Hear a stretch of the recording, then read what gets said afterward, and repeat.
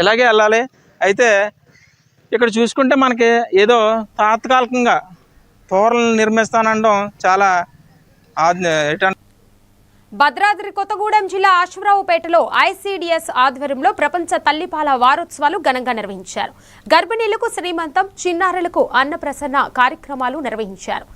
CDPO Muthamma మాట్లాడుతూ బిడ్డ పుట్టిన గంటలోపు ముర్రుపాలు పట్టించాలని, తొలి 6 నెలలు కేవలం తల్లిపాలే ఇవ్వాలని సూచించారు. తల్లిపాల శిశువునకు రోగనిరోధక శక్తిని పెంచి ఆరోగ్యవంతమైన ఎదుగుదలకు దోహదపడతాయని తెలిపారు.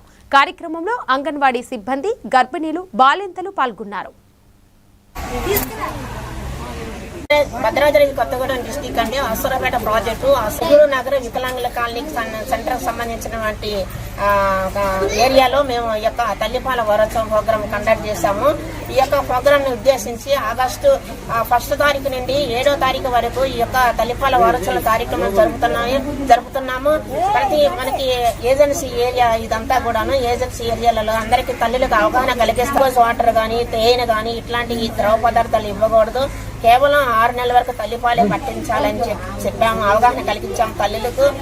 తర్వాత తల్లిపాల డబ్బా పాలు వల్ల చాలా నష్టాలు ఉన్నాయని, తల్లిపాలు ఇవ్వటం వల్ల మంచి ఆరోగ్యంగా ఉంటారని వివరించడం జరిగింది. ఇక్కడ అందరూ కూడా మంచిగా ఆసక్తిగా తల్లులందరూ కూడా ఇక్కడ గ్యాదర్ అయ్యారు. అందరూ కూడా వాళ్ళ నుంచి కూడా మంచి తల్లి యొక్క ఆరోగ్య పరిస్థితి కూడా బాగుంటది, మంచి బిడ్డ కూడా సమృద్ధిగా పాలు అందుతాయి అని చెప్పడం జరిగిందండి. తర్వాత ఇక్కడ ఈ యొక్క ప్రోగ్రాం ఉద్దేశించి కూడా మనకి శ్రీమంతాలు, తర్వాత అన్నప్రాసనలు ఇట్లాంటి ఈవెంట్స్ ప్రోగ్రాం కూడా కండక్ట్ చేశాము.